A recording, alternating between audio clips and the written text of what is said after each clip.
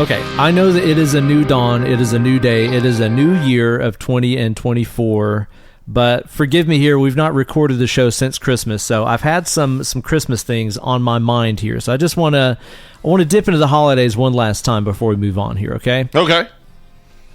I'm sick and tired of pretending like there isn't an anti-Santa and that it isn't the Jolly Green Giant, okay? I'm sick and tired of not talking about this. Oh, okay.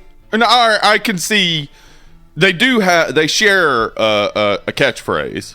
Okay, do they? Because Santa says ho ho ho, the Jolly Green Giant, the inversion of this. Oh, he says oh. He does. I always thought it was ho ho ho. No, right? It's the exact inverse of that. Wow. Okay. Okay. It gets deeper. Are you ready? Right, Put on your foil hats. Get ready for this. All right, I'm ready. Santa Claus, we all know, dresses in red. Jolly Green Giant, the exact opposite on the color wheel, all in green.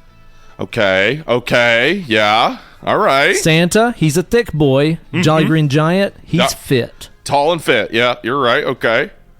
Santa loves the kids, brings them presents. Mm-hmm. Jolly Green Giant fucking hates children because he makes them eat canned vegetables. Okay, yeah. He's the anti-Santa. You're right. I can't. Clear as day. You know what?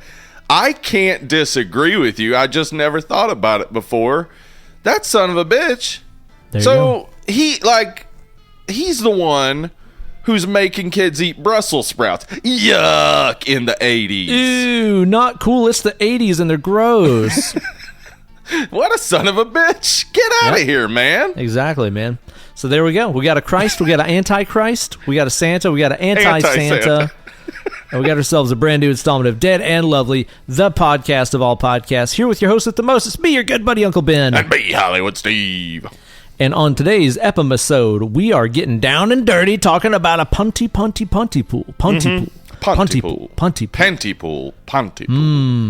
2008 is when this John was manufactured, and we're going to get into this flick right here. And if you want to skip on to the part where we use our words to conjure up images in your mind about this movie, there's a timestamp for you in the podcast description. But before we do that, we're going to shoot the shit, catch up a little bit. It's been a little while since we recorded here. Thankfully, we were recording ahead a little bit there because it has just been a whirlwind of holiday madness, has it not? It has. We had a Christmas and a New Year's since the last time we recorded. My God. Yeah. And I'll tell you what, we didn't do anything. It was great. Like we just had sounds incredible. A Christmas. I made dinner. We watched movies. And then on New Year's, we just drank some champagne and watched movies. We didn't do anything. It was great. I didn't know that you were legally allowed to do that. I thought you had to occupy every single minute of every single day with something during the holidays. I thought I was like going to get punished by law if I didn't fulfill that agreement. Yeah, that's exactly what I did. How'd that go for you? Badly. I bet. Very badly. Yeah. Can't lie. It was just a whirlwind of way too much fucking shit. Okay, just for reference, we're recording this on what, January 2nd? Yeah. Mm-hmm. I haven't played guitar through an amp since December 20th. Whoa. And that's even like at that, the thing that you was do. Yeah, that's the thing that I do. And even at that, I was doing that for somebody else's video I was in. Wow. Yeah. It's fucking ridiculous. It has been way too much. I know. I do this every year where I act surprised about how busy things were. Yes. I know that I do. Yeah. This was like above and beyond. Yeah, you know, with losing Oma and stuff at the first of the month, it really pushed the entire holiday season back into being a month's worth of stuff in like a week. Yeah. And there was kind of nothing we could have done about that, honestly. So it was what it was. Kate and I made it through it. And we did the thing. That's great. Here we are on the other side of it. I'm so excited to be getting back to normal life because my normal life is awesome, and I enjoy it very much. That's a good perspective to have on things. It is. We had a chill New Year's, too. We went up to a cabin with some friends and actually just had a really chill, very calm, very relaxing, extremely lazy time. That's great. That was great. Perfect New Year's. You don't need to be out and about and doing all this Gross. and that. That's when people get in car accidents and ruin somebody's entire year, you know? Exactly. Yeah, exactly. I don't want to do that. I ain't got no interest in that. So I wash dishes at midnight. Whoa. Madness. That is pretty mad, I'll tell you that. Yeah, definitely. But we drank a lot of beers and champagnes and wines, and we had lots of great food. We played lots of spades and nerds and German rummy. Fun. We had ourselves a really good time. I've really gotten into spades, man. You ever play fun. that? Yeah, absolutely. Fuck, I love that game, man. It's so fun. So we at least had ourselves a good, relaxing New Year's, and now we're just kind of getting back in the groove of things here. I've got a very busy schedule coming up here soon with Shiprocked and all that approaching, doing that big old cruise gig that I do yearly. But for now, I'm just enjoying getting back into the groove of things. Woo! You're back in the cruise ship groove. Yeah, that's right. Mm-hmm. That's right. You got a New Year's revolution. I do have a New Year's revolution. Eat the fucking rich. Yeah, sick, dude. You're gonna because of the protein, right? It's good lean protein on the rich. Yeah, probably. I mean, honestly, a lot of them are just alcoholic, so I don't know how good they're gonna taste, but we'll find out. Yeah, that's true. It may sour the meat. Yeah. As far as resolutions, no. I have decided I am anti-resolution, as the current trajectory of everything I'm doing is correct. I feel Hell like. yeah. Yeah. Why bother? I wish I had more time to do things, but I can't make that happen. So I'm not gonna push myself and stress myself when I think that I'm doing as much as I can. So this year, I'm going to be comfortable with doing my best effort and then relaxing. That's it. Okay, so let me translate for you. Yeah. Your New Year's resolution is to keep on keeping on. Yeah, right? It literally is to keep on keeping on. Like, keep on the course. Like, I currently, there's certainly some life issues, such as needing to move and needing money and not having money and not having a place to move. But those things are things that I am working towards fixing, and everything else that I'm doing in my life is me doing exactly what I need to be doing. So I'm just not gonna stress myself, because life is stressful, and I don't need extra, like me being like, I'm gonna read 40 books this year. Like, no, I'm not. I might try, but I'm not. Well, for one, all you need is one, and it's called the Bible. That's right. That's the one book you ought to read this year, son. And really, it's a good deal, because inside the Bible, a lot of other books. You really you buy one, you get like 50. Exactly right. Sweet. And every town in America, at least, has a free weekly book club about it that never ends. It's always about the same book. It's called church. You can read the book and attend that. Yeah. Built-in entertainment. That sounds great. This sounds great. Does, doesn't it? Yeah, it sounds great. What about you? Man, I think that my biggest things, I'm going to continue my work that I started about halfway through last year on this solo album project. I hope by this time next year I have that done and completed. And lesson courses. That's one of those things I've been pushing off, trying to wait until the right time, the right technology, the right vision, whatever. Yeah. When in reality, there's so much information I could have been putting out for years now if I would have just pulled the trigger and done it. So that is a huge priority for me, is getting some purchasable lesson courses up and for sale. And also, I think guiding my YouTube channel in a more creative-minded direction. You know, I've really pushed a lot of technical boundaries on my YouTube channel with a lot of exercises and techniques and technical stuff and all that. But the last thing I want to do is to make a generation of people who are really good at playing scales but don't know how to write songs, you know, because what's the point? So I've got some ideas for some more creatively minded, songwriting-based projects, creative projects that I want to implement into my channel and see how that goes. Well, that's awesome. I mean, we were just been planning some stuff for Legacy of Brutality. I'm really excited for what we got coming out over there this year too. So I guess I do have resolutions. I mean, are they just plans? I don't know. Yeah, that's what I'm guessing. You're right. A real resolution is a plan. Like when you say you're gonna do this, like I'm gonna lose 20 pounds or whatever. It's like I resolve. Yeah, like I don't know. I'm planning on 12 good episodes of Legacy Brutality coming out this year. We just had one come out. In fact, yesterday on Lon Chaney that Anna took the helm of and really like just killed it. Like Lon Chaney, very mysterious, like not well known, especially his personal life. And she definitely made it very interesting. I'll tell you that.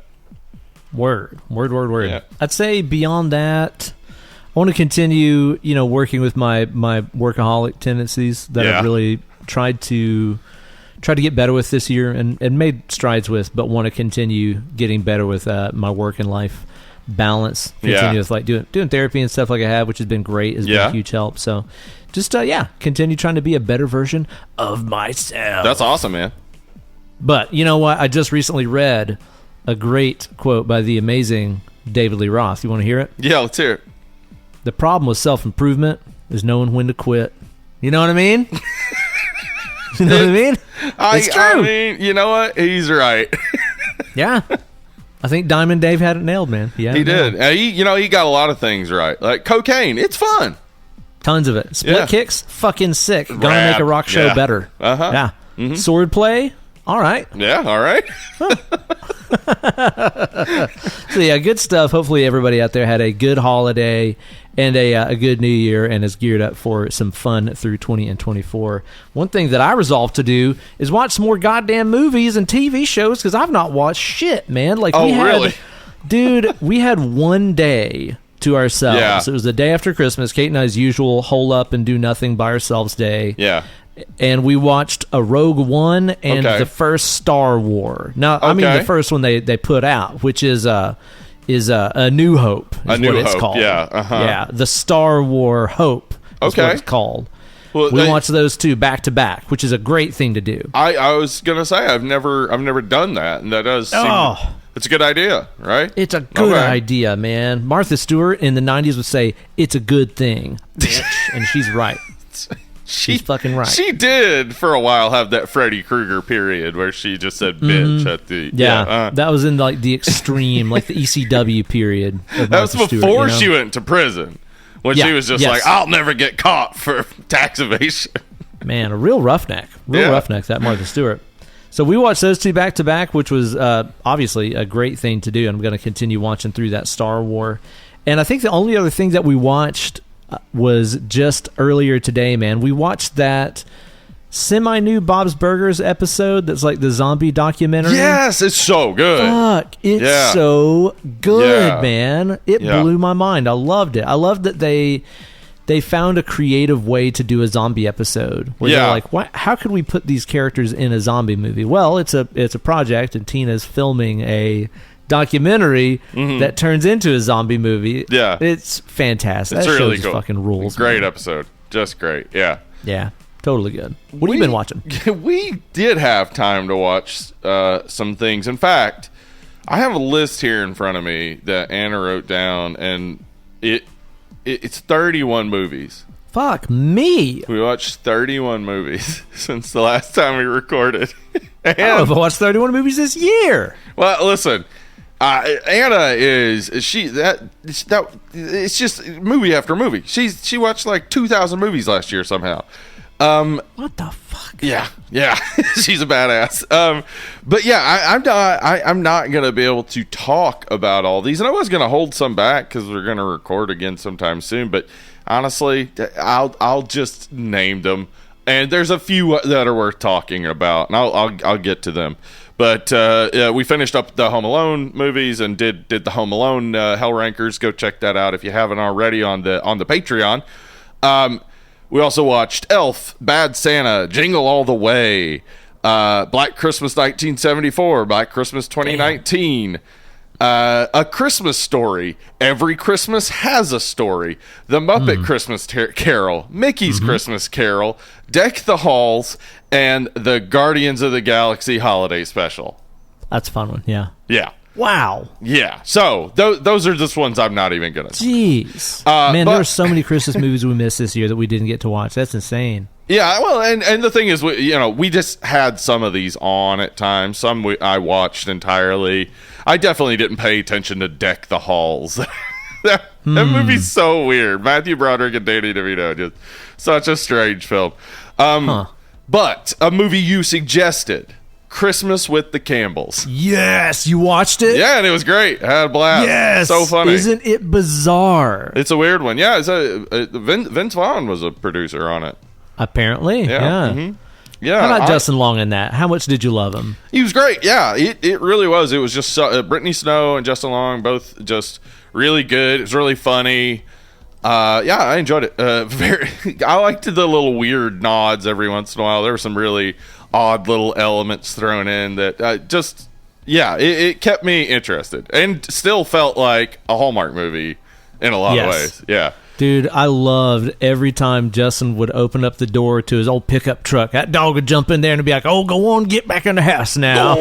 Every single time. Every time. Yeah. It's so good. It is. Seriously, like, everybody needs to watch that movie next holiday season. It's so fantastic. Yeah, I absolutely agree. I honestly probably will watch it again next year because it really was fun.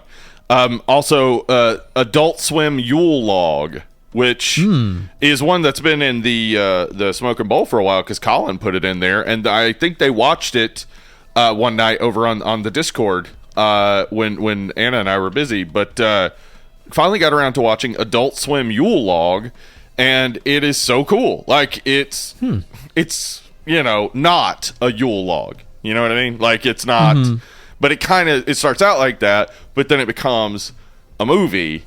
And it's very odd, very strange, interesting horror movie. I highly suggest it. I had a lot of fun with it. Awesome. Yeah. So yeah, those are the Christmas movies. Then we've also been catching up on the Marvel stuff. So we watched from Spider-Man No Way Home to Quantumania. So. Oh wow! Yeah. Damn.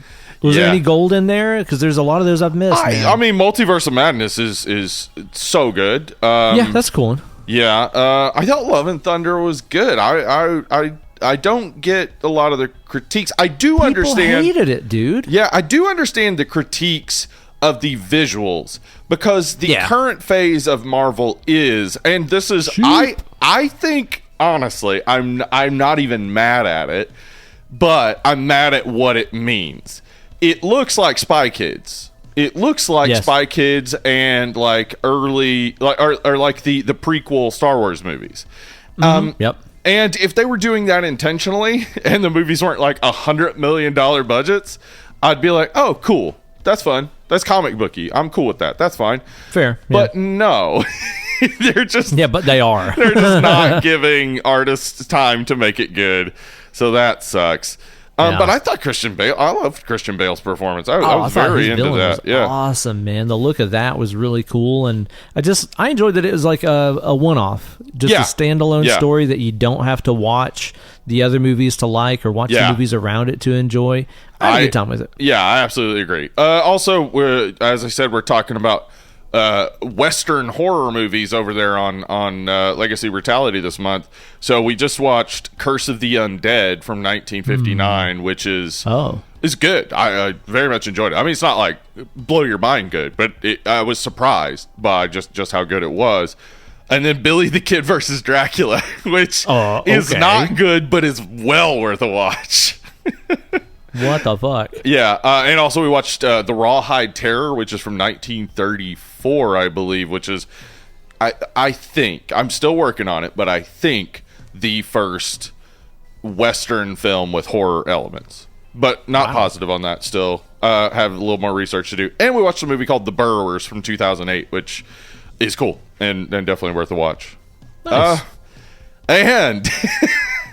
let me just finish up finally with we got Gunpowder Milkshake, which is okay, good cast, not amazing, not a standout for sure. And then Confess Fletch, good cast, what's all that? And a standout, fucking a blast. John Hamm, Marcia Gay Harden are great. They're so funny together. Good. Really good. And we watched Knives Out and Glass Onion, and I think that might become a Christmas tradition.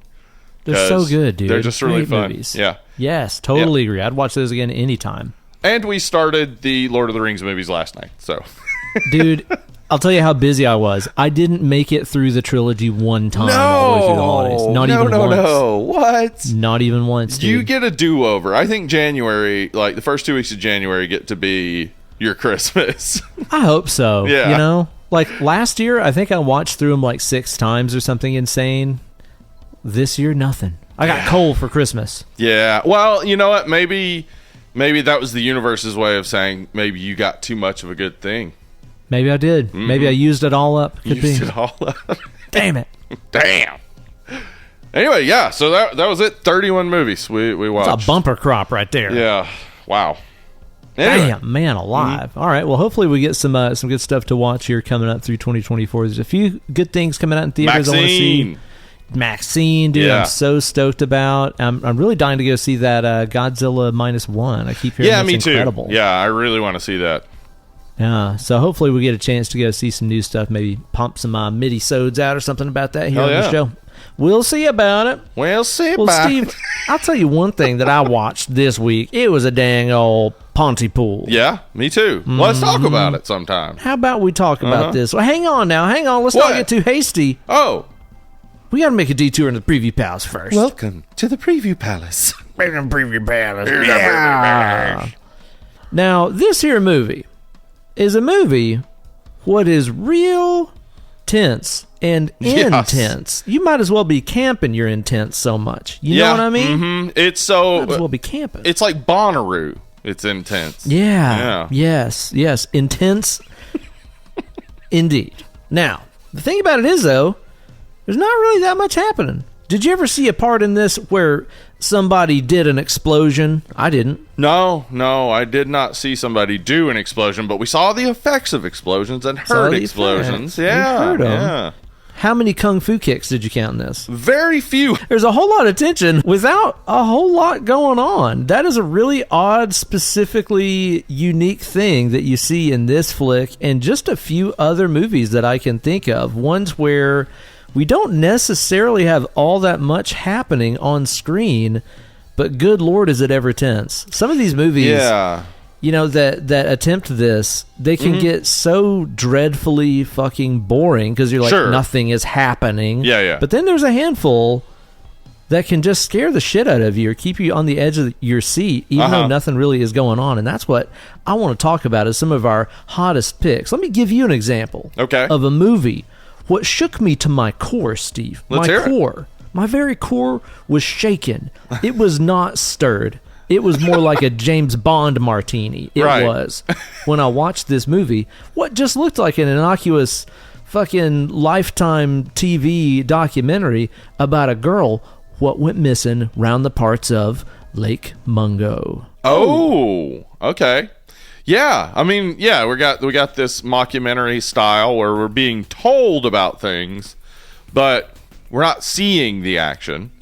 Yeah, where it's very low key most of the time, but then when it hits, you're so tense in the moments when it hits really well.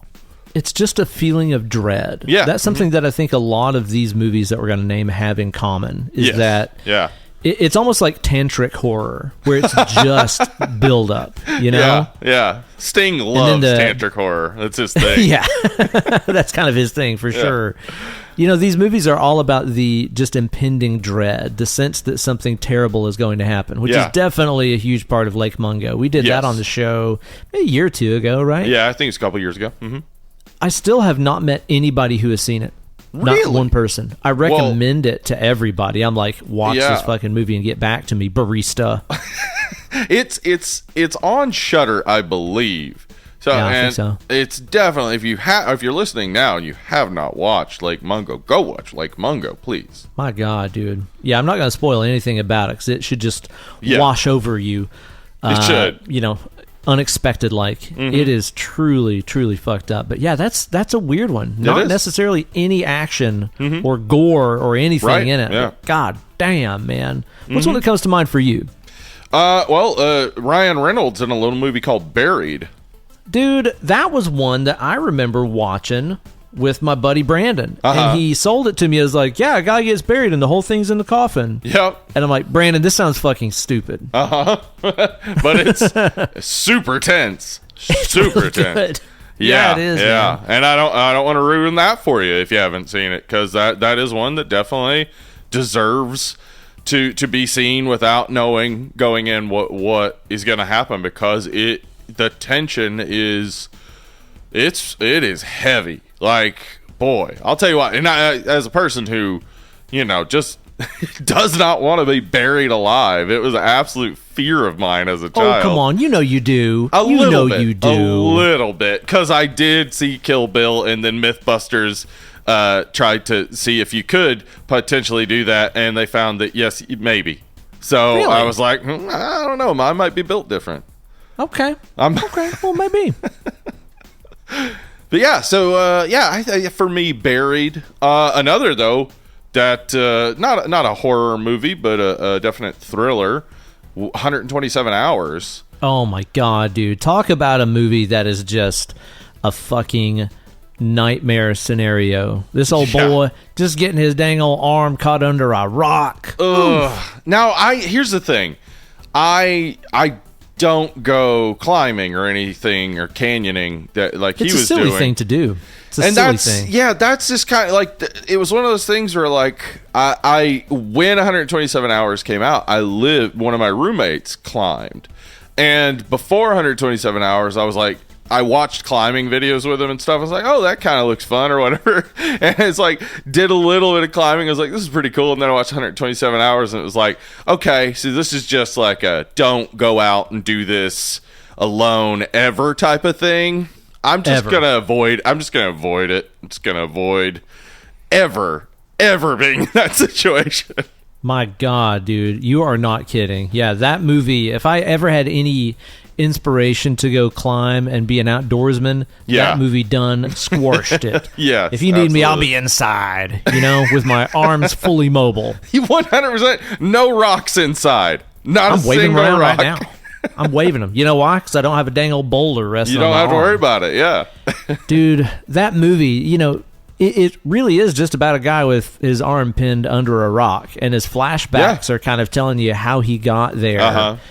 And then it kind of shows, because it is based on a true story, how he got away from it. Ugh, which Holy is brutal. Fucking shit. Brutal. I mean, one of the most, scarring moments I've ever watched in a movie. Yeah. For sure. Yeah. That pop. Oh, that's what I'm talking about, dude. Oh my God, man. Life. Yeah. As somebody who needs both of their hands pretty frequently. You know what? I'd like to talk to the people who are out there who are like, I don't need both of my hands, because I find them very useful for day-to-day tasks. Could be. Yeah. Thing just gets in the way, they say.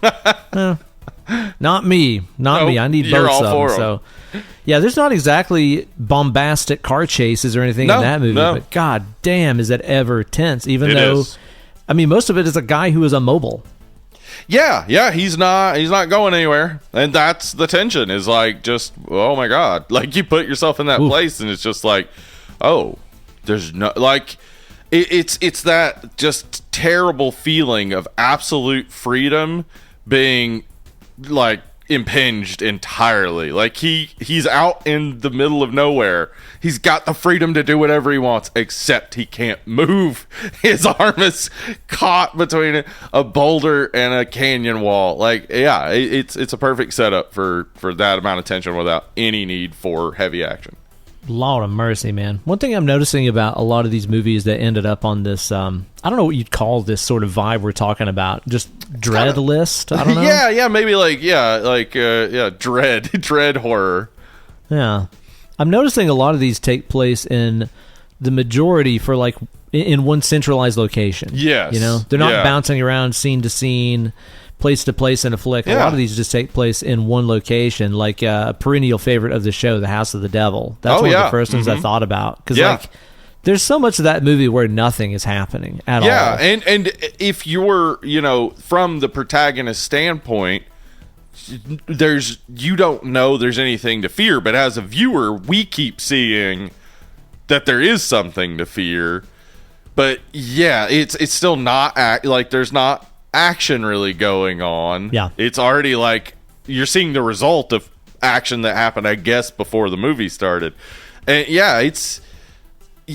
it gets super intense at the end, but again, it's not intense in that like heavy action sense. It's again like that being prevented from leaving, being prevented from moving from this one spot.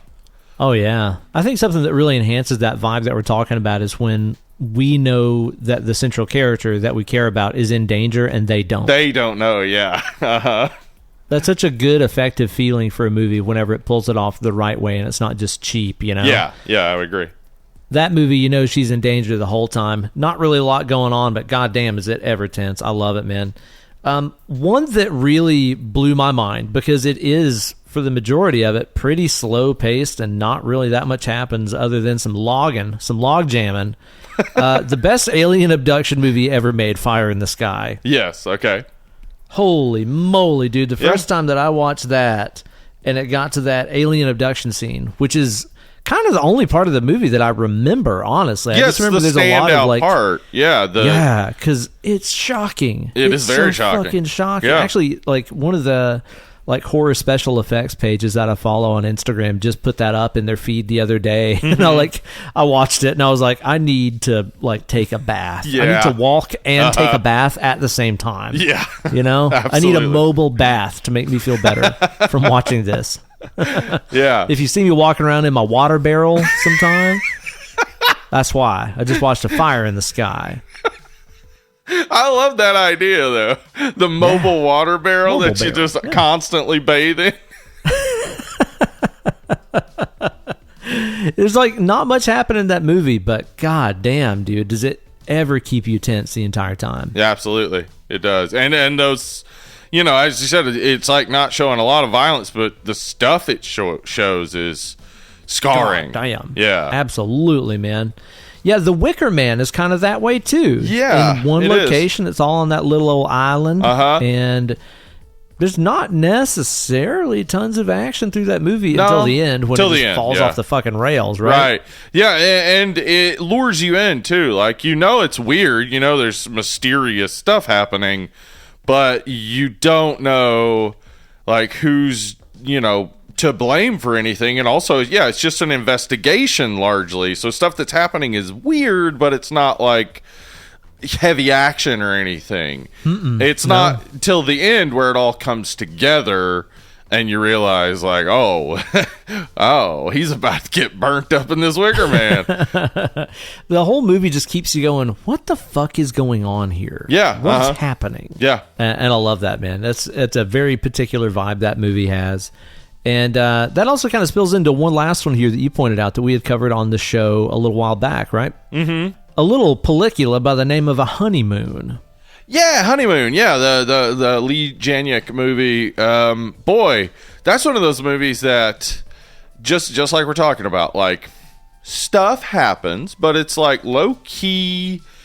You see some dangers in the background from time to time, but you never really know what it is. Yeah. And even the ending, like you're not really exactly sure what's happening because you're not seeing a lot. It's all kind of centrally located in this cabin, though there's, you know, some other stuff around, but it all feels so remote and isolated. And yeah, it really just relies on tension throughout. Yeah, it does, man. Not exactly showing you a lot of what's happening, but just making you feel the effects and feel the impending danger that's going on with the situation. And, dude, that is something that this movie, I think, does second to none. Oh, dude. Absolutely. This fucking movie we're talking about today, Pontypool from 2008, it is one of the most unique movies I have ever seen, and it is also one of the movies that I think, given any less of a degree of skill and quality in the writing, in the direction, in the acting choices, in the sound design, this could have easily been one of the most boring fucking movies ever. Sure. Yeah, ever. But it all just comes together for me, and all of those things you just said just hit exactly right where I can't look away. It's so compelling, and especially, as you said, the sound design and Stephen McHattie's performance are two of the most, just compelling things about this movie. Yeah. Yeah. Dude, I totally get when people tell me they watched this movie and they didn't like the ending, or they liked it up until it got to the end. That's a common complaint with this flick, and I understand that. But one thing I could not understand is if somebody told me they turned this off halfway through. I don't know how you could.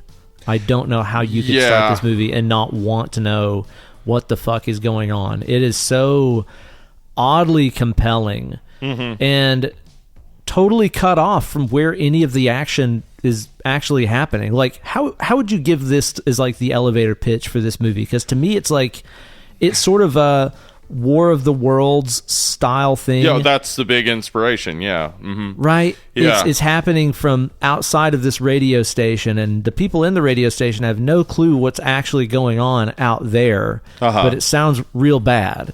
Even me pitching that idea, that sounds like a horrible fucking movie. Well, and their original idea was that little vocal visualizer you see at the beginning when he's telling the story about Honey the cat would have been the entire visual element of the movie. It would have been just told like a radio play, and it was adapted into a radio play for the CBC, so totally makes sense. And I wish I had time to listen to it, because I guarantee it's great. It's 52 minutes, and the radio element of this is done so perfectly, like this, again, the sound design.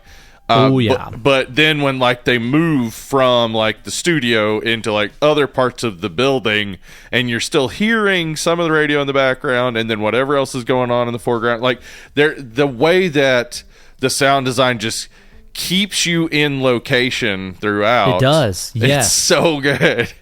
You know how far away they are from the loudspeaker outside the doors. You know how far away they are from the sound booth. Yeah, it's interesting. The acoustic design really does play into the georgeography of the location, doesn't it? Yes, it does, and it makes every scene work, because, as you said, there's not a lot of action in this. No, dude, it's percentage-wise, just reporting. How much of this is people sitting in chairs and talking? Literally just people sitting down and talking into microphones. Doing what we're fucking doing right now in our homes. Yeah. Only it's gripping. Not that this isn't, obviously. Yeah. Can you imagine if somehow, while we were recording this, I just started reporting, Anna just keeps repeating a word. Oh, God. Weird, yeah. This movie has no right being as tense as it is, considering that it is all people sitting down and talking. I don't know how you make that as good as it is. I don't understand it. Yeah, and that does come down to good direction and good performances and good sound design, but the thing that's keeping us guessing and interested the whole time is this script by Tony Burgess, adapting his own novel, Pontypool Changes Everything. The script's really good. The fact that people are having some trouble fully following the story kind of fits perfectly with what the entire movie is working in, the area of deconstruction of language and meaning and things like that. So the movie story seems to be, from my watching of it, I've seen it probably 6 times now, it is a story of a man who is a shock jock who inadvertently, through his deconstruction of language, releases a auditory virus that is conveyed through language, and that infects this whole region where his voice is hearable on the radio. And then the military comes in speaking French, because the French language is not infected, and they kill everyone in town. That's it. That's the story, That's right? pretty much it. Pretty Yeah. simple story, right? So I would not think there's any way to turn that into an hour and 30-something minutes of good watching. I would not think that was possible. right, yeah, I would think that it would be complicated. So since it's gonna be entirely driven by talking, because this is talk radio we're trying to show, you got to have an amazing script. The stuff being said has to be compelling and interesting. And so what this script does really well is there's not really exposition. Nobody knows what's happening. Even when the doctor comes in and starts explaining his theory, there's no reason for us to believe that he is absolutely correct. No, Yeah. So there's no real exposition, but the movie still teaches us who these characters are through interactions. We learn that Grant Mazzy obviously did something to get fired from his shock jock radio job in Toronto, and now he has to take this job in a podunk town called Pontypool that's about an hour northeast of Toronto. And I just wanted to give you some scale. That's like if you in Knoxville were just told, like, you gotta leave Knoxville, no more guitaring for you, and you had to move to Bean Station, Tennessee. Oh boy, man, I'd be the Bean Station sensation, I tell you this. 100% you'd be the Bean Station sensation. And I feel like that needs to be a rebranding thing you think about doing, but probably. Yeah, I should consider that. But yeah, it's a person who is used to a whole lot of attention and influence being put into this small area where, interestingly enough, their communication style is different than what he's used to. And I'm talking about it this way because I want to talk about how I think that this is about how insular communication styles can create a zombie language that means nothing, essentially. Interesting. So, yeah. So, like, you have this town that is full of secrets, and we get those secrets revealed by, Grant essentially stepping on toes. He's coming in. He, proposes that maybe the cops are drunk in this, ice hut fishing standoff thing. Yeah. And then he finds out off air that, in fact, they are alcoholics and he shouldn't talk about it. He's asking Ken Loney about the chopper and about his safety. He finds out off air, well, Ken Loney actually isn't in a chopper. We all just kind of pretend that he is. About Ken Loney, later we learn he's a pedophile, or everybody in town thinks he is, but they don't talk about it. That was a weird beat. I was like, what? Yeah. So this is a town. By the way, you have a family drop by in brownface being just horrendously offensive. And meant to be so. It's not supposed to be funny, I don't think. I don't think so. Yeah, because Grant is offended by it. He's just like, what the fuck are we doing? He calls his old manager and he's like, listen to this shit. Yeah, exactly. And so this is a very insular, conservative town that doesn't talk about any of these type of things. And it's considered rude to talk about those type of things. The radio station he's in is the basement of an old church. It doesn't get much more small town than that. Exactly. And in fact, I looked, and this is no shade on Pontypool, but I looked up Pontypool, their Wikipedia page. It lists things in the town, and the fifth thing listed is a Chinese restaurant. And I hope that Chinese restaurant is good. I'm not talking shit about small town Chinese restaurants. It's just interesting when your Wikipedia reflects that you have a Chinese restaurant. It's a big attraction for the town. Okay. Yeah. So, I think, what we're dealing with here is a person with an extreme amount of influence and people who aren't saying anything. So everything he's saying affects them in a new way and changes the way they interact with each other. So and he's very much like a big city guy coming into this small town, right? Yes, exactly. And in fact, like his Sydney kind of confronts him about that. Like, what is it you think you're going to teach us. Like, he's kind of big dogging her a little bit, and she kind of calls him out. But he does then say that he wants to shake people up. He wants, and that's exactly no hostages or whatever he says. Right, and that's exactly what he does. Like, the town is entirely shaken up by Grant Massey. So success there. Absolutely so. And that character of Grant Massey, dude, I gotta say, they got the seesaw of his likability and unlikability just right. Like, he is brazen and offensive and slamming scotch at 10 in the morning and seems to be very cocky. You know, there's all these qualities about him that seem like very unlikable and bristly, but you never hate him so much. Yeah, you never hate him so much that you're just like, okay, cool, so when does he get eaten? I can't wait for him to die. Good. Like, if he was just a straight up Alex Jones talking about the gay frogs and stuff, you'd be like, I can't wait till he gets destroyed by the horde that he helped create. I can't wait. Yeah. But it doesn't get that way, does it? Yeah, I think that it never getting that way works so well, because you start to realize he doesn't believe in anything. He doesn't mean anything. And that's why he's a virus. He has no meaning. His words are meaningless. And I just want to talk about this quote from the author of this, Tony Burgess, because when he said it in an interview I was watching, it kind of blew my mind. But then when I watched it again, I was like, okay, I see what he's talking about. He says, the zombie is really a metaphor for metaphors that keep haunting you long after they've been meaningful. God, man, that's fucking crazy. Yeah, a metaphor for metaphors. Yes, so the zombie is a metaphor for metaphors in the sense that every word is a metaphor. Words are metaphors. They have meaning in conjunction with one another, and that meaning is constantly changing and whatnot. They're only meaningful in relation to one another.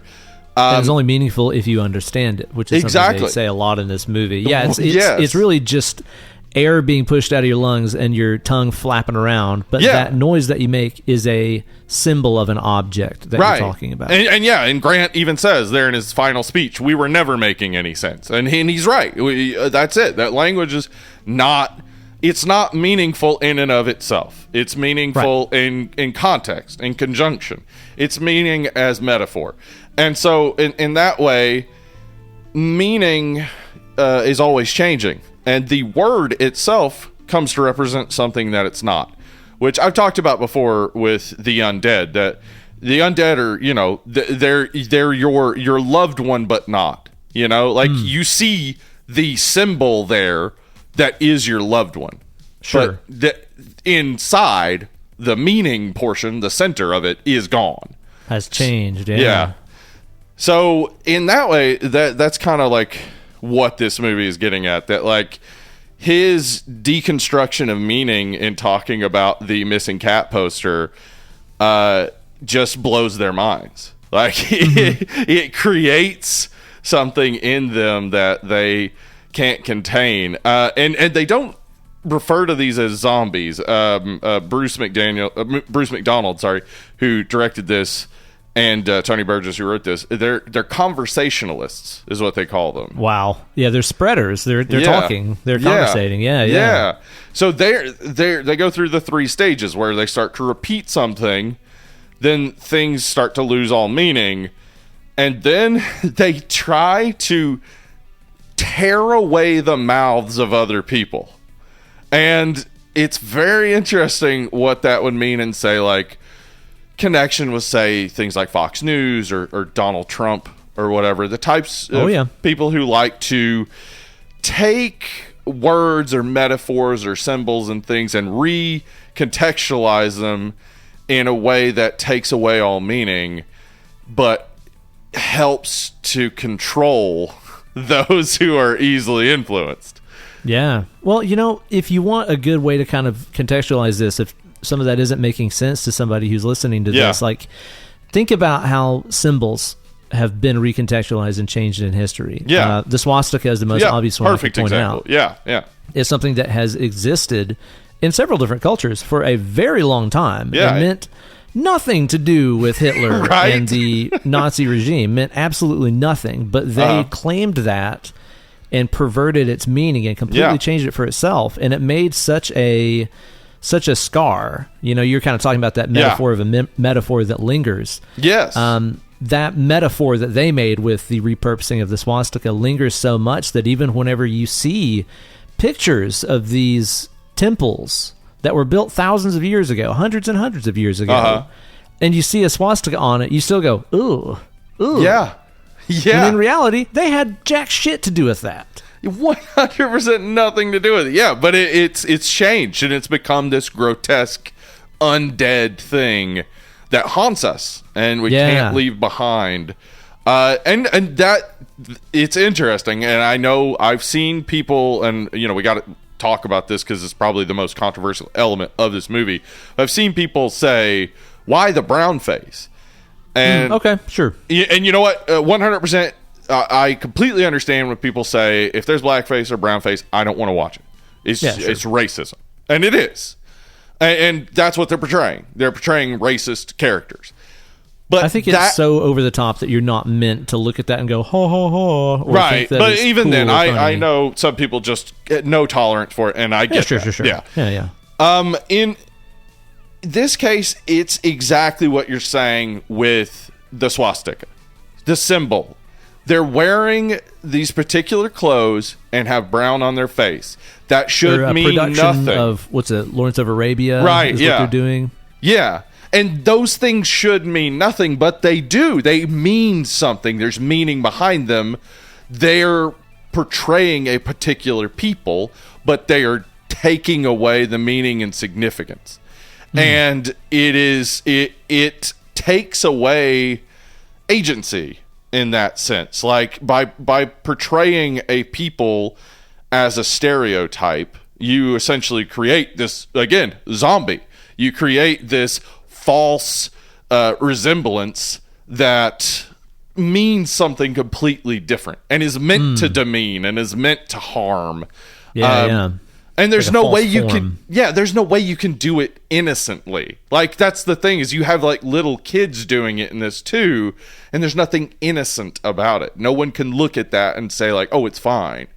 Yeah. But I mean, you know, obviously these kids are being forced to do this by their family. I'm not saying these kids deserve to die or whatever. What I'm saying is the actual portrayal is always going to harm, even if there's no intent there.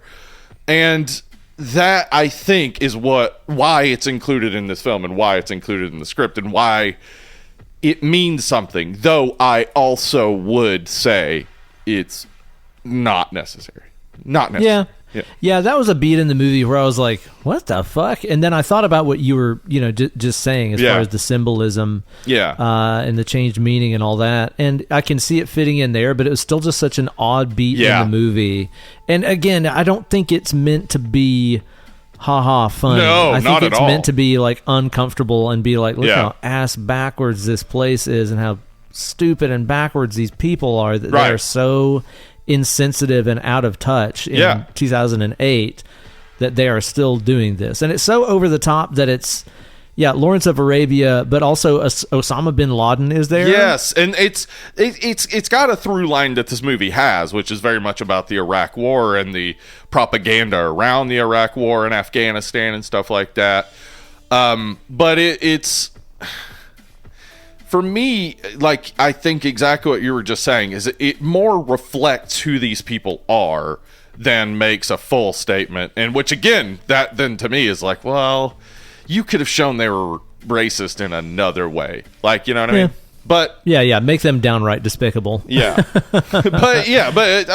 like, I do understand what they're getting at. Also, dude, like, one more thing about that. They showed up in that costume for a radio show.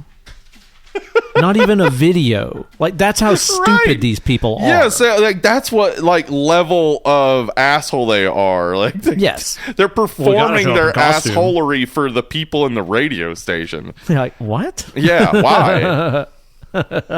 One of the messages that I gleaned a lot from this movie, especially having watched it for a second time, because I just watched this one time, like back in the college days. And I remember just being blown away by it, but I was able to pick up on a lot more meaning this time around. Yeah.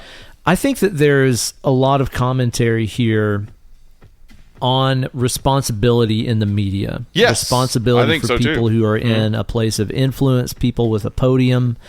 And it's kind of crazy that this, Babe Ruth it so long ago in 2008. Yeah, and well, then we were on that route with Fox News and stuff. Like, there's a Springer and all that. Yeah, his final thought thing, I mean, it's kind of Springery itself, but it's also seems to be mimicking a little bit of Bill O'Reilly's like close, where he'd talk about like the sun goes up, the sun goes down, the tide goes in, the tide goes out, etc. Like they are definitely dealing with something that was relevant at this time, but has just fucking ramped in the past 15 years. Dude, I mean, whenever you see this movie and then see the effects of all of Alex Jones's bullshit that he did, you know, and is fucking getting his comeuppance for, he's paying for it now, which is excellent. Seeing what the words and rhetoric of the former president did in making people storm the fucking Capitol, among other things that happened. Not that he's the only politician that has ever inspired people to do bad things. That's just an easy example, obviously. Right, it is. I think that there's a lot of really clever framing of having to take responsibility for people in the media in this, where you have this guy who's just in a booth. He's in a soundproof booth, totally isolated from everything around him, talking out his ass, being inflammatory because it's entertainment, talking about whatever he wants to, saying abrasive ass things. And he never sees the effects of his words. He might hear from people calling in saying, hey, this happened because of what you said. He might hear explosions outside, but it's still not looking him in the face. He doesn't believe it's happening for a lot of this. Well, and I feel like that's how a lot of these people have to feel. Yeah, it's about halfway in that he does have that moment where he's like storms out and says they're fucking with him and stuff. And then that's when, a little bit after that, Laurel Ann starts to show symptoms, and then he sees Laurel Ann like just smashing herself against the window trying to get at them and stuff. Like, sees it from the other side of the booth too, which I think is very obvious, very obviously showing us that for a reason. He's seeing directly the results of his words, right? And that changes his tact, because he is up to that point like, well, let's make good radio, basically. Yeah, totally. We can capitalize on this. Yeah, and at that point, it's like, oh, this is not about me. This is serious. This is real. Because it affected him now. Yeah, now he is personally affected, and now he tries to fix it. And this is something interesting, I think, that the movie gets at with that you can inflame rhetoric to a point that you can't stop it. You no longer have control of it. It is inflamed. Oh, definitely. Yeah. Wow, yeah. And he's like trying really so hard there at the end with his speech, like, stop killing people. And that's so interesting. I think like his speech turning to stop killing people is such an interesting thing, because like it shows that he realizes that he has this power, but it also shows that power to inflame doesn't have an equal on the other side. You don't also then have the power to douse those flames just because you say so. Yeah, exactly. Well, I mean, you can again see it in the crazy fucking QAnon groups and all that. Yeah. Where even when it, somebody at the top of this says, "Oh, stop! I was just kidding." They're like, "He doesn't really mean that, though. He's just saying that." Like the rhetoric has taken such control of him that even the person that started the rhetoric can't control it anymore. You're exactly right. Yeah, and that is the virus, right? Yeah, you've released it. You've released it, and now it has its effect, and it's going to affect some people more than it's going to affect others, and then those people are going to affect people, though. Like, you affect those people to become this way, and now they change the lives of those around them. And we've seen this in the way that families have fallen apart due to Fox News and Donald Trump and stuff like that, where you have that member or members of your family who are living in an alternate reality where words don't mean anything or whatever, you know, like they've been infected by the rhetoric virus. Yeah. And the more you keep them in your life, the more it affects you. Yeah. Yeah. How like life this is, right? Yeah, it's pretty prescient in that sense, though. Again, as I said, Fox News was going hard by this point, so it is also just sort of reporting the way that things were going. And you already had shock jocks, of course, for a long time, and people like Rush Limbaugh, who, you know, obviously hugest inspiration on Alex Jones there is, and huge inspiration on Fox News in general. Oh, yeah.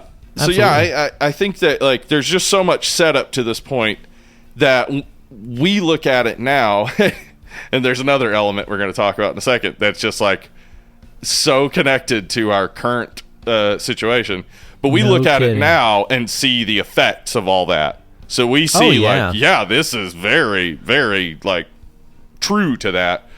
That's the thing is like when I saw this the first time, you know, and there's this obvious message through here about how words have power. And it's like, what if words literally had power and could transmit this virus just through speaking? I was like, yeah, that's kind of neat, whatever. And I watched this, I'd say it was probably around 2011, 2012, something like that, a couple of years after it came out. But then, like I said, after having lived through everything that we have for the past 15 years, boy, howdy, do I ever understand the power of words and rhetoric better than I did when I saw this the first time. That makes this movie so much scarier. Well, and it also is about a contagion that acts the way that viruses act, which is to say, some people are affected by it immediately, and some people seem to be kind of immune to its effect. But it's that being told here are the ways to prevent it, and those just being too hard, like speaking French. Yeah, they essentially decide I'd rather die than speak French. It is a silly language. Let's be honest here. It is. And that's the thing. Yes, you look silly when you're wearing a mask. Or when you're speaking French. But it's the thing that's going to save you, right? So go for it. And honestly, try it out. It doesn't look that silly to wear a mask, especially after people have been doing it for so long. But I understand why that was like a thing to get over. Like, I've never done this before. It's a new thing. But people just couldn't do it. And the same thing with this. There's some preventative measures they could take, but it's just too much. Too complicated for them. Exactly, man. Yes. There was so many moments in this that I had like weird 2020 flashbacks, which is an odd thing to get from a movie that happened pre-pandemic. Yeah. But when, you know, they tell them everybody here is quarantined, you have to stay inside of the building, and then you're just hearing about stuff that happened. Yeah. You're not there on the streets of your own town seeing it happen. Yeah. But you're hearing about it.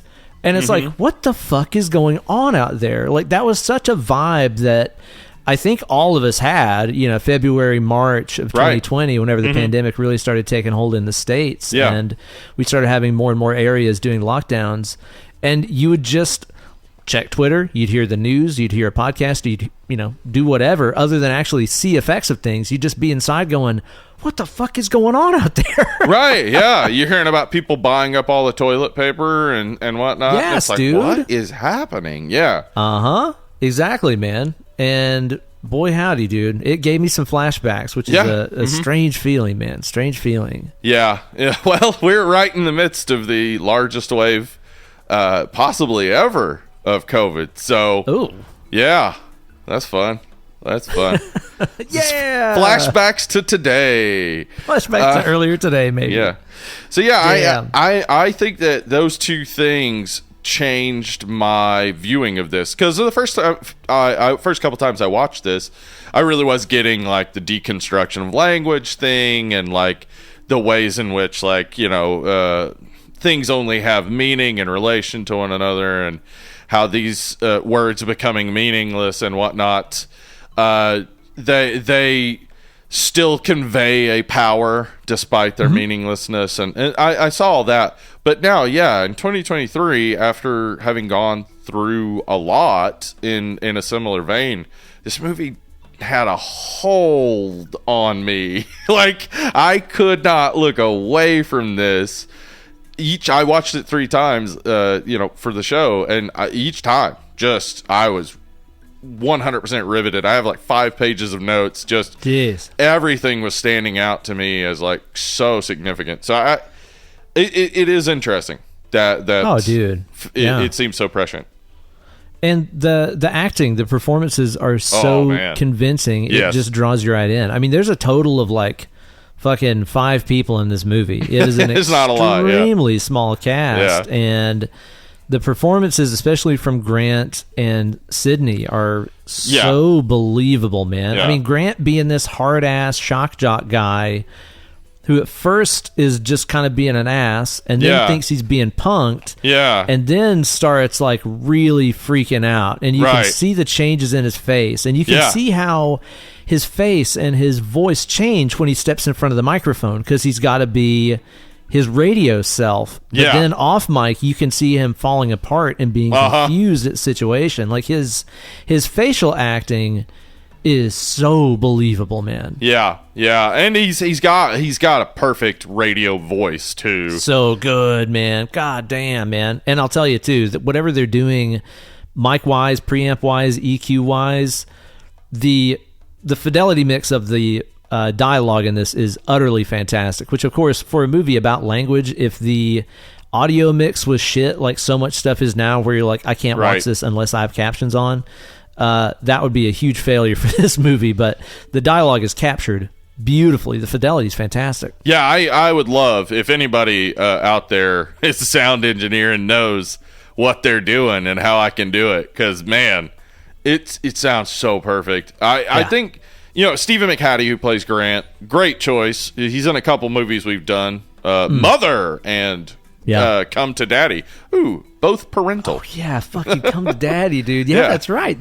Huh. And Lisa Huell, who plays Sydney Brier, they're married in real life. So like there's that obvious like chemistry between them, and that comes through.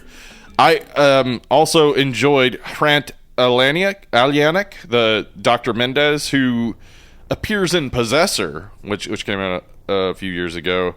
He was the only one I thought was a little bit overacting at You think so? Some of his stuff, but he was also like, he was almost like mad genius trying to figure this thing out. That's he was what I thought. Frantic the whole time. Yeah, but some of it seemed a little stilted to me. To me, it seemed like he was dealing with something that was like a dream/nightmare come true. This was like exactly the type of thing that he could work out. But also, he's in the middle of just absolute like wiping out of this town.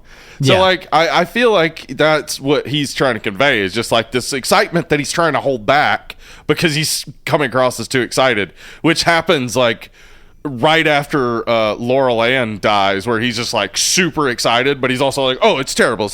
But he's like real excited. Yeah. Because he feels like he's figured it out.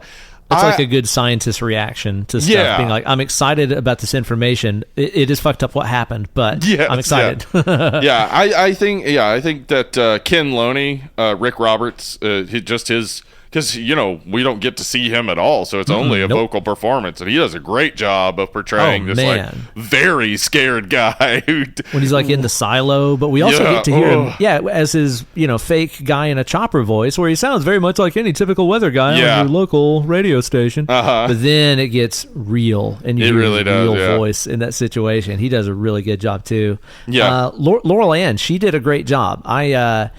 I enjoy that they kind of gave us this fake out with her being the former soldier who did some tours in Afghanistan. Like in any other zombie movie, she's the one that's going to be the one that's strapped and kicking down doors and doing headshots and keeping our protagonist safe. That's a fake out for this movie. That does not happen. No. She gets infected about halfway through and just...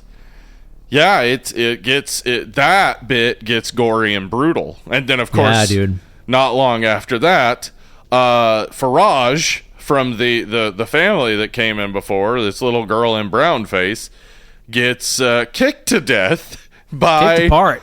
And I really feel like in some ways it's a comedic scene. Or at the very least, I'm terrible. But it feels like it was shot almost comedically by only showing their faces, which is clearly not to show a child get kicked to death. Clearly. Sure. But it also comes across a little funny. Dude, there's some weird stuff going on in that scene. I'm glad you brought that particular scene up, because like the part where they're walking up the stairs, it's Sydney and Grant. They're walking up the stairs to try to leave, and they don't realize that just sitting in a chair behind the sort of wall that's beside the staircase, the camera pans out and we see that girl sitting in the chair. Yeah. And you're like, oh, fuck. And she's got like blood on her mouth and shit, so you know she's already infected. And I assume killed her family she was with, right? I assume she's the last surviving member, I would guess, yeah. There's a weird beat there where the little girl tackles Sydney, and then Grant throws her against that wall, and then we get that shot of Grant where he's like, don't come after her, come after me. And he sort of dives in to begin the kicking apart. He sort of vanishes off camera. Did you notice this? He does. And there's like a bass drop in the soundtrack, almost as if it was made to acknowledge it. Like, it didn't feel like he jumped out of frame. It feels like they vanished him out of frame. Mm-hmm. And like Kate was pointing out, she's like, I think it's for this effect where, you know, it has his like friendly radio personality poster on the wall back there. Mm-hmm. So it's like you're seeing his like aggressive, intense, I gotta kill this kid face in the foreground, and then he jumps out of frame and it's like friendly radio face in the background. It's kind of, again, the image versus the real thing, sort of like what we're talking about. But it's such an odd beat where he vanishes out of frame, and then the camera sits there for at least 2 or 3 seconds. What's up with the vanish? I mean, I think that's possible. I mean, but also it feels to me like, because right after that, he says that she killed the kid. I feel like it's a trauma moment. Like he can't fully experience it in a way. Like he just kind of has to disappear in his own head. Wow. But yeah, that was a very strange moment. That's the moment that tears them apart. Really, it's like they then go into that little closet of electronics, and she starts writing out her confession about killing this kid sad. And stuff. Like, it's real sad. The girl, I'm sorry. Like, that's fucked, man. That's grim shit. Yeah, and I think it's just, and he does become obsessed in a way with feeling like he's fixing it. So he's like listening over and over and over to that BBC guy who like he talked to early on about what was going on. Like there might be a hidden message in there to fix everything. And then he comes up with this solution to change the meanings of words and all that stuff. And then he's, having this like euphoric moment, and the music that's playing is telling us like, this is fixing everything. It's almost comically heroic. The soundtrack right there. Yeah. But it doesn't fix everything, and they die. So like I feel like that moment when they kill that kid, they both are gone. They're lost at that point. Like, it doesn't matter if they were to survive it. They can't deal with what they've done. It's kind of like what you were saying earlier too about the, sometimes your rhetoric can gain a mind and a power of its own. Like, right. Yeah, he's able to fix this person that's right there in front of him, one-on-one, and he can say kill means kiss, and he can smooth it over. Yeah. But to the thousands of people outside the glass that he can't look in the eyes and help one-on-one, the toothpaste is out of the tube. The rhetoric has already taken control. Can't be fixed. It's too late. So let me tell you about the radio play ending. If you just want to get a real depressing ending. Oh, shit. So they're in that little closet or whatever. They're in that same sort of moment. I'm not really sure that they're in the closet because it is a radio play, so it's all done as though they're in the booth, I assume. Cool. But so Grant tries to convince Sydney that kill means kiss, and she asks Grant to kiss her, meaning kill her. her. Kill her, yeah. Yeah, so he does. Or at least that's implied. And then, because he then starts to repeat the word paper at the end. So he is infected. But it ends with him saying trap. So maybe he cured himself. It's got that good, ooh, what does that mean? Maybe not. Yeah. But yeah, that darkness, I think, because if he did cure her, which we see in the movie, the way that plays out, theoretically he could have cured other people with this idea, and unfortunately he gets killed. It's like just this real sad moment where the attempt to get rid of this virus by just killing everyone infected by it actually leads to the solution to the infection disappearing, because these people die. Yeah. Which then, with the stuff that we hear over the final credits, there's all this like talk about what just happened and everything, and the last person to talk starts repeating Pontypool at the end. Yeah, dude. So it's escaped containment, but they don't have any solution. So everybody else is talking about it like, oh, that crazy killing spree that happened in Pontypool. It appears to be isolated. This hasn't spread. It just happened in this fucked up little town. Isn't that crazy? Yeah. And then, like you said, the one guy starts repeating the word, and it's like, fuck, it's spreading. It's not just a small town. God, dude. Then you got that weird little coda at the end. That weird little stinger, man. I didn't remember this. Maybe I didn't watch this the first time that I watched it, because Kate and I were both like, do you remember this? Because I don't fucking remember this at all. It is wackadoo, man. It is. Yeah, they're just, it's just, Stephen McHattie and Lisa Houle being very cute together as Johnny Deadeyes and Lisa the Killer. But it has this like interesting element to it, because one, the question is, why is it there? Obviously, right? Like, what's the point of this? And to me, in some ways, it is meant to give us a couple things. One, it gives us a nice little feeling at the end, because we did like these two, and to just have this like, oh well, what if they did drive off together? What if they did escape this? Let's just imagine that's what happened. And that's a fun, interesting thing in a movie that's about meaning and about like, reality and just how much we can reflect reality and meaning through words. But also, for some reason, there is a spin-off of Johnny Deadeyes that came out in 2019. Huh? Yeah. Is it by the same people? Yeah. Yeah. It's called Dreamland. Came out in 2019. I have not seen it. I need to watch it. But I feel like in some ways what it does is just it's almost like a wink and a nod. Like, you like these characters, maybe they come back. But also, I feel like it is like dream fulfillment in a way. Like, this is what Grant Mazzy thought he was going to get out of that little speech. Like, he was going to cure everything, and he and Sydney were going to run off together.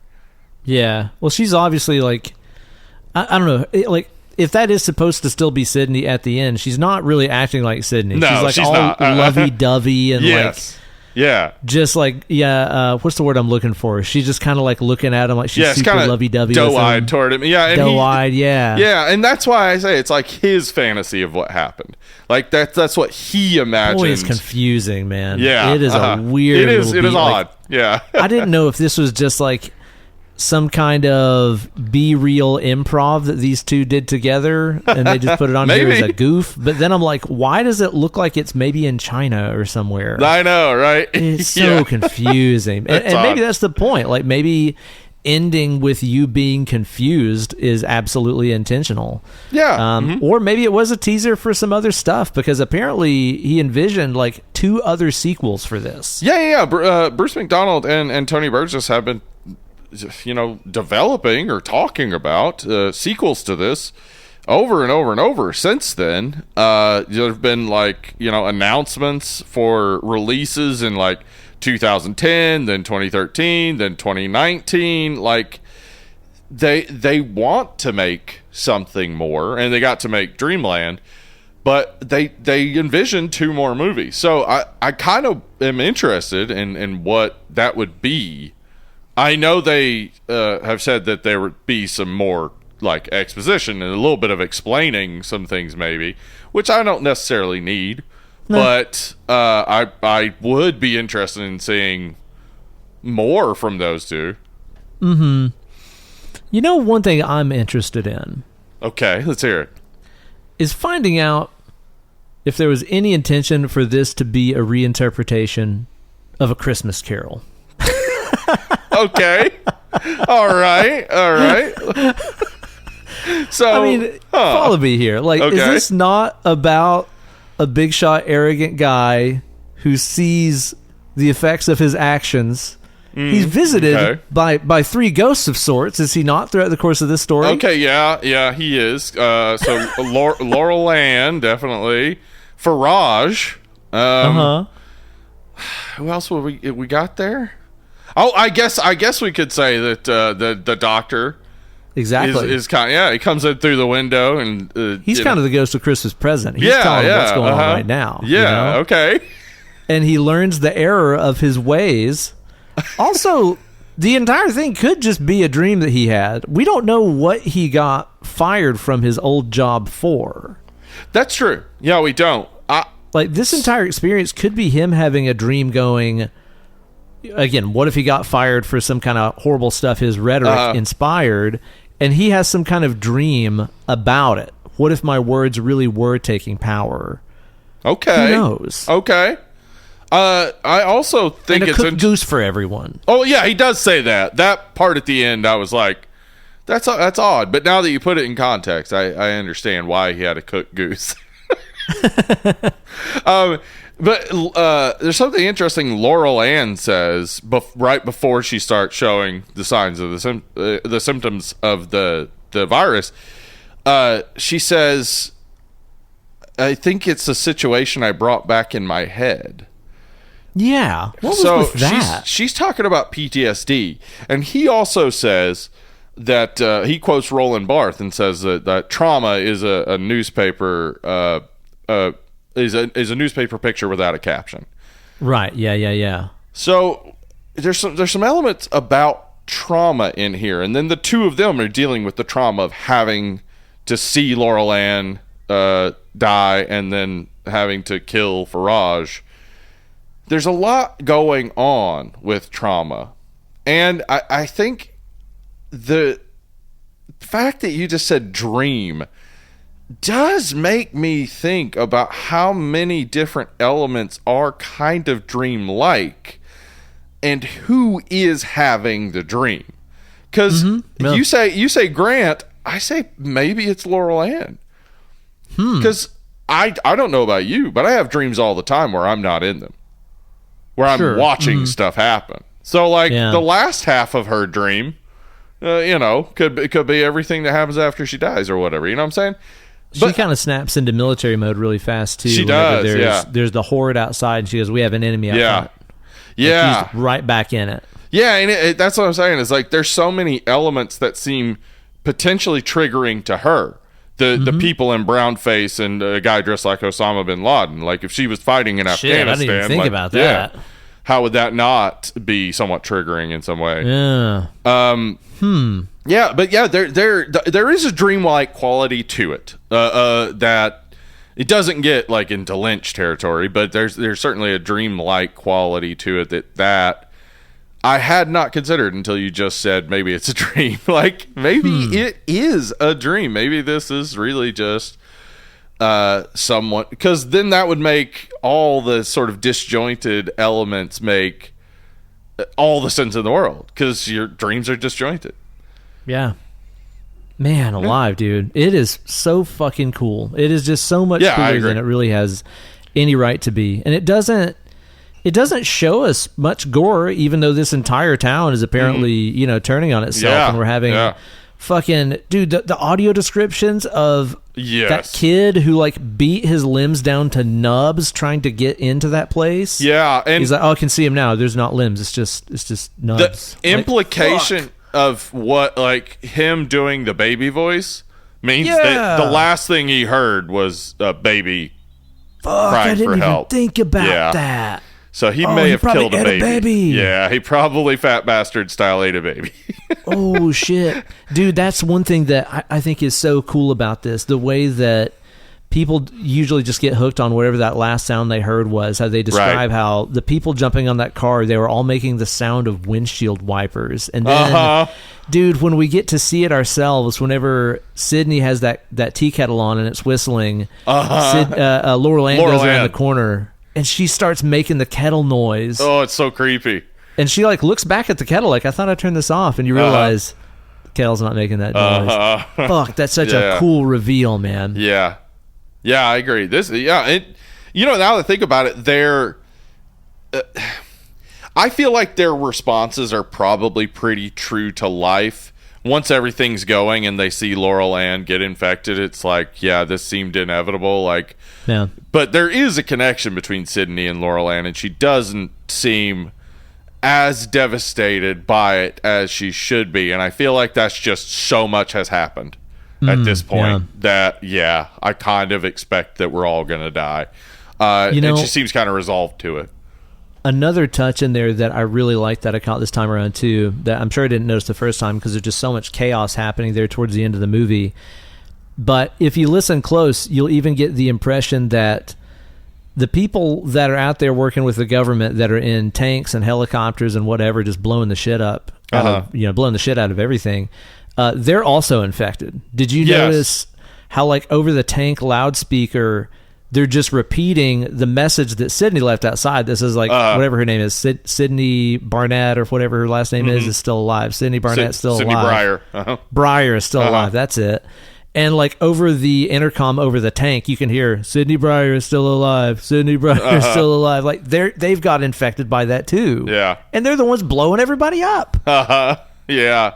It really is like just a clusterfuck, right? And it's exactly what you would expect from this type of situation. Oh, knowing we've seen it. What we know. Yeah. I mean, how many times have we seen where the mere act of reporting on an act of violence inspires more acts of violence, inspires copycat killers, inspires more... I mean, I know it's really, really grim, but like, I know that in the wake of all the publicity of like Columbine, there was so many more school shooters because we capitalized on it in the news. Yeah. We gave it tons of attention. So there's also kind of that dilemma that the media has in this. There's a part where, it's like, if we talk about this, more people are going to get infected. And he's like, yeah, but we have to let people know about this. What do you do?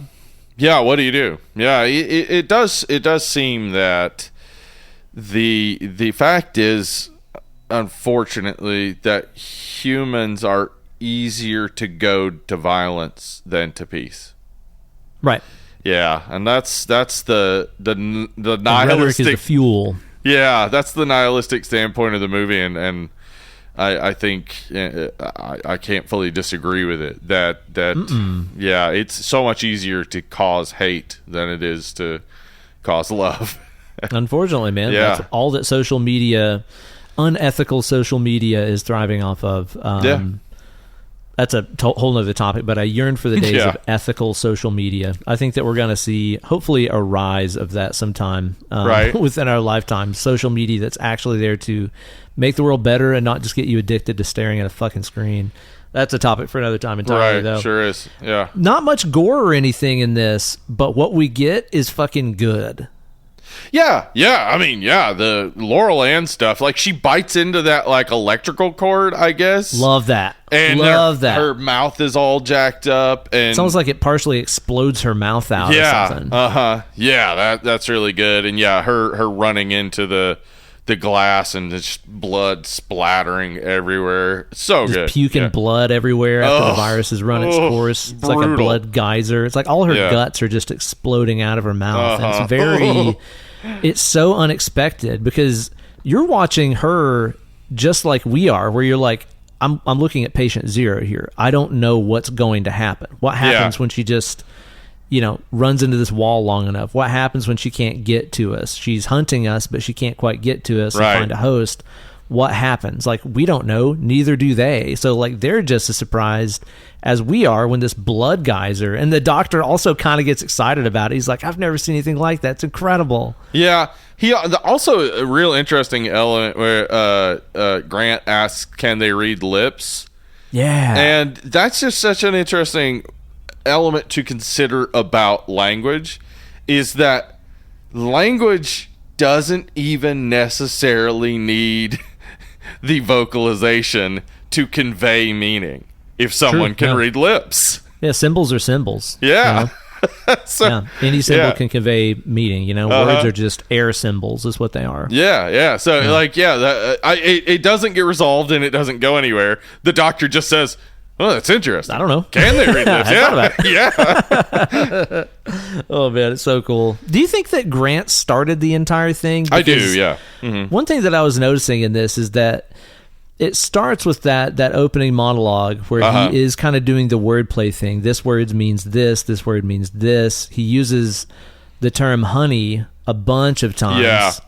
Which, of course, is a term of endearment, which they later warn against, because all terms of endearment are kind of a word change, Yeah. Sweetheart, honey, dear, absolutely. sugar. Yeah, it's a metaphor. These are all metaphors. You know?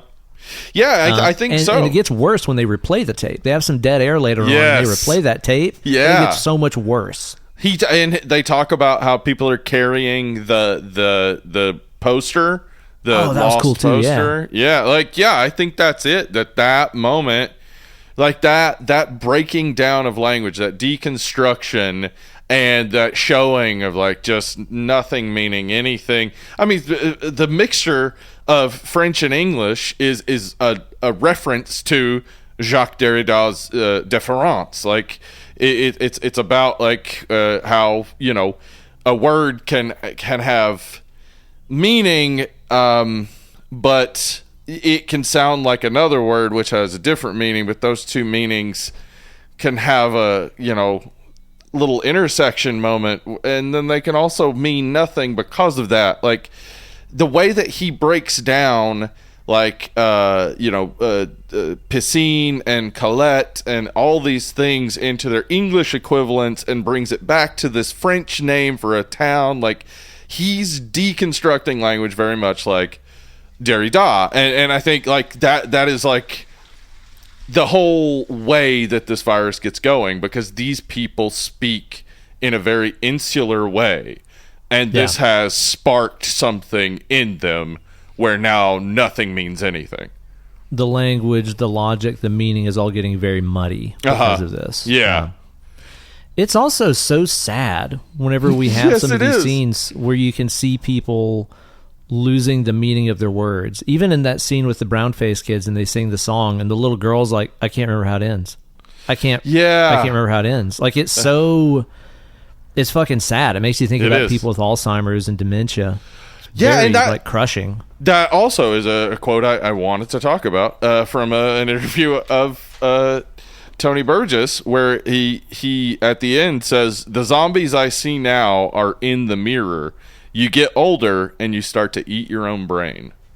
And oh God, I had to think that through, and I think it's just so true. Like, not only do you start to lose a little bit of cognitive plasticity and stuff like that, but also we start to eat our own brain, meaning we consume what our brain tells us that we've consumed before. We just keep doing the same thing, and keep getting the same result and keep thinking that we've, done something different, which is kind of what the final speech is about, right? Where he's talking about like, you've done the same thing. It's just another day, etc. But it's not. It's not just another day. This day has been completely different than other days. But the only way his mind can consume it, can take in everything that's happened in the day, is to say to himself, everything's fine. This is just a normal day. Nothing new has happened. It's your brain just feeding the same thing back to you over and over and over for comfort's sake, etc., for all the different reasons why over time we just stop challenging ourselves to think. I mean, the movie and the guy who wrote the movie have a lot to say about metaphor and meaning and definition and what it is that that we're doing with language. And I very much enjoy that, but at the same time, as we've said, the tension throughout, the sound design, the performances, it just all comes together for me. How can you not be into it? I don't get it, Yeah, I agree. The ending is a complaint for a lot of people. And I know the first time that I watched this, again, with Brandon back in the college days, and it gets to about the last 10 minutes of the movie where Grant is really trying to figure out the cure. And that's when he does the, kill means kiss. Yeah. And then gets on the air and they kind of do that like Tupperware, Naga hide, bass guitar, bricks. Like they kind of do that sort of thing. I remember I was like, this is fucking silly. Like this got really silly out of nowhere. I didn't like the ending very much the first time. I liked it much more the second time around when I could see that they were just scrambling to try to put the toothpaste back in the tube. Yeah. And they were understanding the power of changing words and changing what a word means and what a symbol means. But then the absolute futility of thinking that you can fix that. Like, what were they going to do? Yeah. Like, name every fucking word? Right. Yeah. It is. That's why that, like, overly, like, triumphant music is playing. Like, this is, as you said, them trying to put the toothpaste back in the tube. Like, it's not gonna work, but they're so convinced themselves that it is going to work that the scene is being played very much the way they're feeling. But then the movie... We're helping, Yeah, the movie then delivers the final blow of, no, they're not helping. They're just going to get exploded like everybody else. How do you feel about the ending? I like it. I enjoy it. I think that it makes its point that, language has power while also being a terrible monster that can create a lot of suffering. Yeah, can create monsters, Yeah, And you might just think that words you're saying into a microphone might just be meaningless entertainment, but in reality, they are latching on and changing people's thought patterns, changing people's beliefs. Yeah, not everybody. It'll affect some people more than others, but it does happen. There's a responsibility there. When you put words out there, you risk people both misunderstanding you and understanding you. Like, and the consequences, the repercussions of that, you can't control after that point. Yeah, totally, man. Absolutely. I'm sure that I've had examples of that where something I might have carelessly said in like a YouTube video has gotten taken out of context. Absolutely. Like, I'm sure that I've had that exact same thing happen at some point and been like, oh shit, like I shouldn't have said that at some point, Yeah, no, it happens to all of us. That's exactly it. You take a risk every time you open your mouth. But also, the idea that words only have power to destroy is not exactly something I can get behind, and I don't think the movie's fully behind that. But I think it does just want to portray that they do have that power.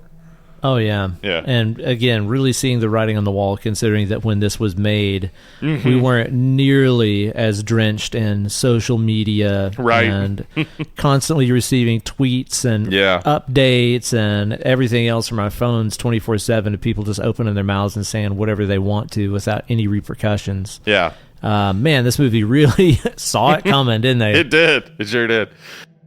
Also a Valentine's movie. Aw. It is a Valentine's movie. That really never stuck with me until this time. But yeah, he brought Valentine's for Laurel Ann and Sydney. So, add that to the list. Next Valentine's Day, after you watch My Bloody Valentine, you could be like, oh, watch Pontypool. Double feature. How there about you go. it? Uh-huh. Damn, man. I want to see this as a stage play so bad. I want somebody to do like a 5-person production of this. Uh-huh. Yeah, I could very much imagine that doing really well. It'd be intense. And being musical, too. Have musical numbers. Okay, now now you got me. I want a Pontypool musical. Kill means what? Kiss. Oh, what bliss. I'm writing it right now. We're kicking for Rush. We're kicking for Rush. That's going to be a very percussive number right there. It'll be like Stomp, you know? Yeah, absolutely. Oh, my God. Yes, a Stomp style song for the Farage kick to death. Oh, man. Ooh, brutal, man. Yeah. Such a cool, unique movie. I can't really compare this to anything. I can't think of anything that really has the same feel, the same vibe. And yeah, I agree. Yeah. It's not what I would think of as being perfect. There's little moments in there, little bits of dialogue that I think are odd. There's a few odd edits, like that weird vanishing bit that I'm talking about, and it just the camera just kind of sits there for a few seconds. There's little things that sort of momentarily take me out of it, and then I'm like right back into it. Yeah. But man, it's a place I want to go to. Like, I want to go back to this movie and just soak up that vibe, because I can't get it anywhere else. Yeah. What would you rate it then? Give me a number.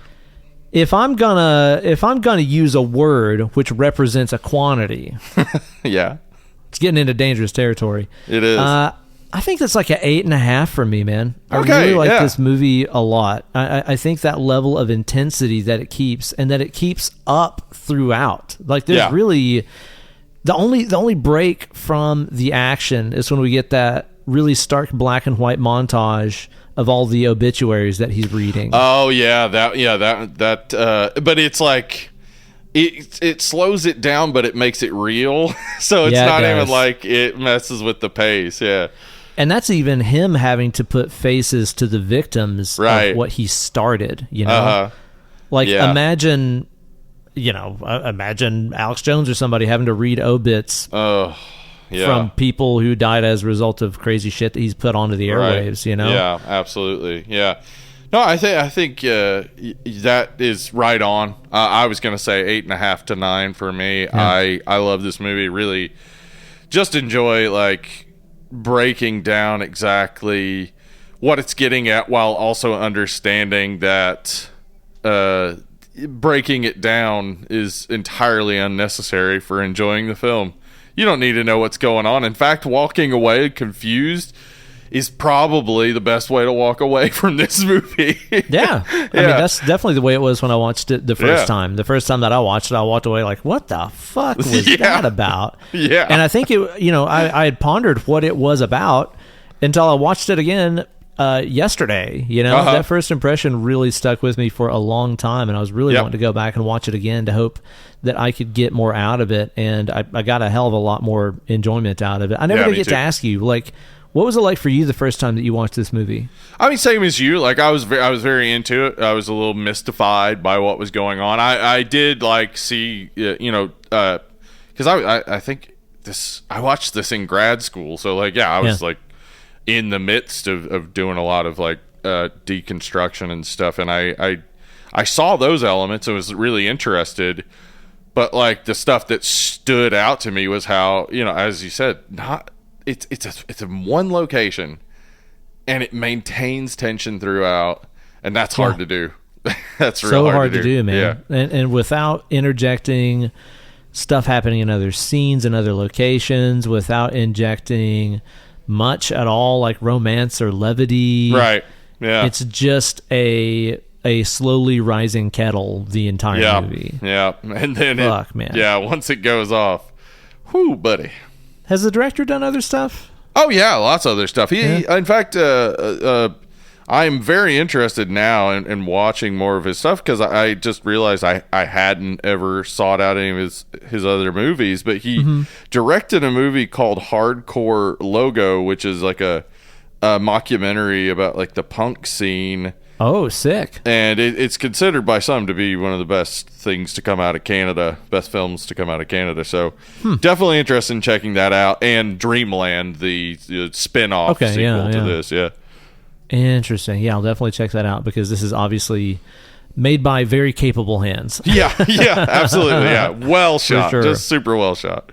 Agreed, man. Well, we want to know your all thoughts about this one over on the Facebook group. That's a place where you guys can hang out, talk amongst yourselves, chat up with the boys. You want to chat with the boys, right? Mm-hmm. Them boys. We are them boys, and you need to chat. We got that dog in us. You know what I mean? That's true. We got that dog in us. That's Can't true. help it. In the sense that I need to sleep about 16 hours a day. Hell yeah. So hang out with us on there and also follow us on all of our other social media outlets like Instagram, all that other good stuff. Find us using our Linktree page. That's right. Linktree /Dead and Lovely. Also head on over to our Patreon page, patreon.com/Dead and Lovely. Become a patron on any level. You get access to our Patreon exclusive episodes. Hell Rankers specifically. We got Critters coming out this month. We're doing the Critters franchise, which I'm excited to do.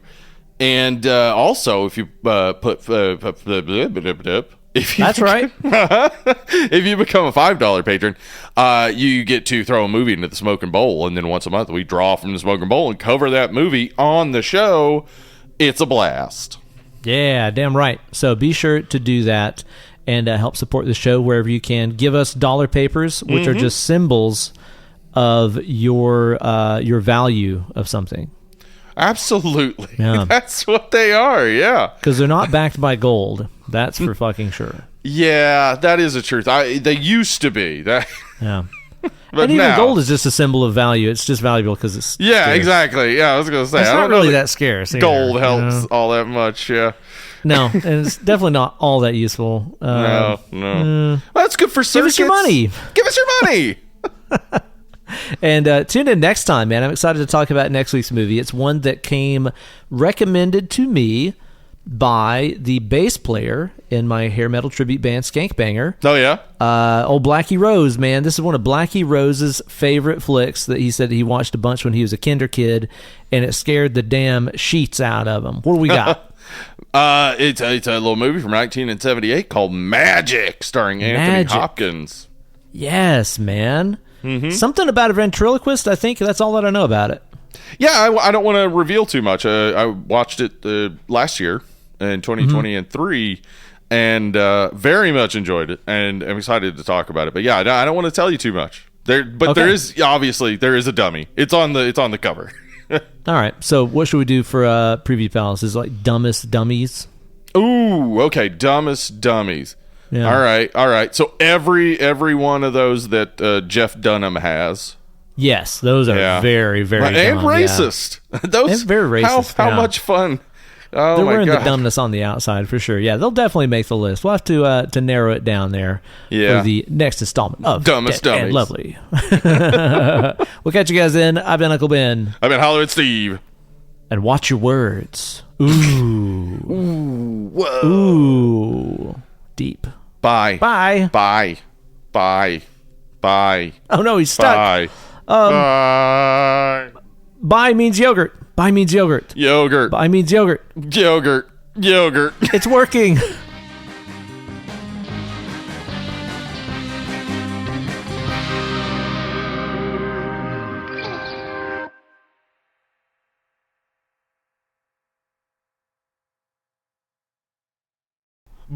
Butster Radio. Hey everybody, it's me, the Butster. I'm here to talk to you about the issues of the day. That's right. I'm talking about trans women in sports. And you know me. Oh, no. It's the Buttster talking about this. You can't talk about this. I can talk about whatever I want. You don't tell me what to do, producer. Buttster. All right. Go ahead. Here, okay? Listen, we're going to get controversial. Maybe going to get canceled here.